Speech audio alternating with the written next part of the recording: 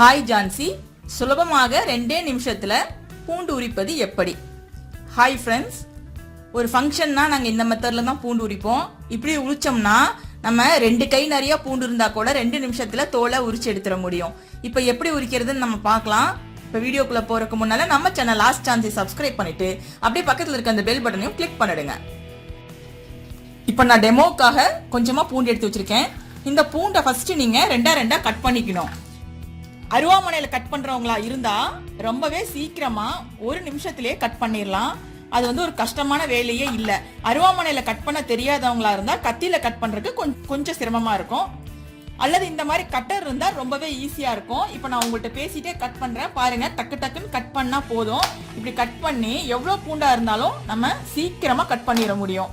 இப்படி கட் பண்ண பூண்டை நம்ம எடுத்து தண்ணியில் போட்டுக்கலாம். இப்போ ஒரு பாத்திரத்துல நான் தண்ணி ஊற்றி வச்சிருக்கேன். அந்த தண்ணியில போட்டு வைக்கிறேன். இப்படி போட்டு ஒரு 5 மினிட் விட்டுருங்க. இப்போ ஒரு 10 மினிட்ஸ் இந்த பூண்டு தண்ணியில ஊறிடுச்சு. இப்போ எப்படி இதை உளிக்கணும்னா, எடுத்து பார்த்தீங்கன்னா ஒவ்வொரு பூண்டும் நடுவுக்கு கட்டா இருக்கும். ஸோ இந்த தோலை இப்படியே எடுத்தீங்கன்னா இப்படியே வந்துடும் அழகா. இந்த தோலை இப்படி எடுத்தீங்கன்னா இப்படியே வந்துடும். அவ்வளோதான். பாருங்க, நமக்கு கத்தி கூட தேவையில்லை. அப்படியே கட் பண்ணி எடுத்துடலாம்.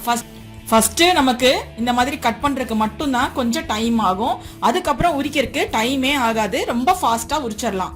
இவ்வளோ ஃபாஸ்டா வேற எந்த மெத்தட்லயும் உங்களால பூண்டு உரிக்க முடியாது. பூண்டு உரிக்கிறதுக்கு நிறைய எக்யூப்மெண்ட்ஸ்லாம் விற்கிறாங்க. பட் அதெல்லாம் ரொம்பவே வேஸ்ட்.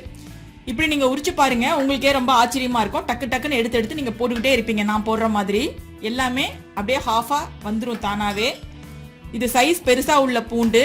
சைஸ் சின்னதா இருக்கிற பூண்டா இருந்தாலும் நீங்க இதே மெத்தடை ஃபாலோ பண்ணீங்கன்னா உங்களால ஈஸியா உரிச்சு எடுத்துட முடியும். ஈவன் பாருங்க, நான் மேல இருக்கிற அந்த மூக்கு கொண்டை அதை கூட கட் பண்ணல. அப்படி கட் பண்ணாமலே உங்களுக்கு ஈஸியா அழகா உறிஞ்சு வந்துருச்சு. அவ்வளவுதான். 1 மினிட் கூட ஆகல. இருக்கிற எல்லா பூண்டுமே நான் உரிச்சிட்டேன். அவ்வளவுதான், காலி ஆயிடுச்சு. பாருங்க, டோட்டலா உரிச்சாச்சு. இப்போ எல்லா பூண்டுமே நான் இங்க உரிச்சு வச்சிருக்கிறேன்.